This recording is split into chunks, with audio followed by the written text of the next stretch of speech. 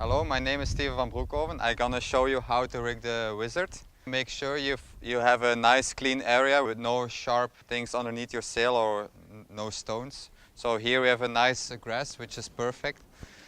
So first we unroll the sail, then we take the mast. I recommend to rig the Wizard with a NeilPryde mast because the sail is designed on the mast, so it's quite important.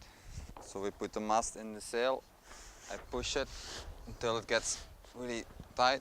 Then I go this hand to here, push the sail further. Make sure the top of the mast locks in the top of the sail. So always go and check, have a check.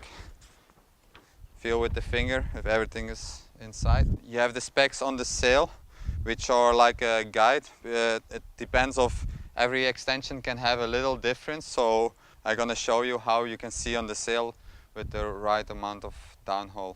So you loop the rope from the outside to the inside. So I start from down up, then you go to number 1, then 2. So like this the ropes are not crossing. It's really nice to pull the downhole. Before you make the final tension, you check if the mast is nice together. On the sail there is like a little sign where you can check if the mast is nice together. It's really important to make sure you don't make any damage onto the mast and the sail. Now we're gonna pull some downhole. So you can see on the Wizard, it's a freestyle sail, so we have way less loose leech in our sail. And still there's a lot of tension on the mast because the freestyle sails have a lot of luff curve. So you don't need to put that much tension that the sail gets really loose. So we want to have the leech quite tight to keep the power during our moves. Now I'm gonna put the boom on. I just push the tongue underneath the mast. It's really easy. Here you can see you loop the rope around the tongue of the boom and then you click it. Now you check again the specs of the sail for the size of the boom. It's a guide, so you just have to still play around. It also depends the height of the boom. If you have the boom lower, you have to put the boom smaller. And if you have the boom higher, you have to make it longer. It can make a difference of 4 cm. So I tell you the specs are just a guide and you just have to trim it. The NeilPryde boom have a really easy system. So here you can see the rope is just in a loop. So you don't have to take the knot out, just leave it like that. You just loop it from up to down and then you go with the rope here and you hook it behind the hook inside the boom and then you just pull the tension. Make sure we have enough tension on the battens. As you see there's a little wrinkles in the sail. So to make the sail work 100%, you put enough tension. Just the right enough tension till there's no more wrinkles in the sail. You don't want to overextend the tension. On the bottom one, always put a little bit more than in the top one. I just use just right enough that the sail is with no wrinkles.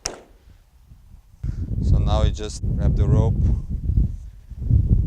go underneath here, and you just put it here in the pocket on the sail. You go. So now the Wizard is rigged. I'm gonna explain you the trimming. So as you can see, we don't have much loose leech. Why is that? Because we want to keep the power in the sail during our maneuvers and it makes the sail also really stable. The new NeilPryde sails, they have a visual trim system. It will be in the top of the sail so you can see the right amount of downhole you have to pull in the sail. Here you can see the sail, we have the dacron in the front, makes the sail nice and breathing, which has a really nice easy feeling. And here you can still feel the batten above the boom is still halfway the mast, and it makes sure that the sail makes it breathing and easy to make ducking maneuvers. So the sail stays really stable. So if you pull too much downhole, you will see the batten will pass the mast and this will make the sail neutral and more dead. On the Wizard, actually I don't put too much outhole, just the right enough amount and you can just touch the boom, and while you're sailing you can, with the X9 boom, you can see that the profile of the sail is really nice parallel with the boom, and it's not really touching the sail. In freestyle, I'm using the boom higher than in wave sailing. I have the boom like chest high, and this is perfect.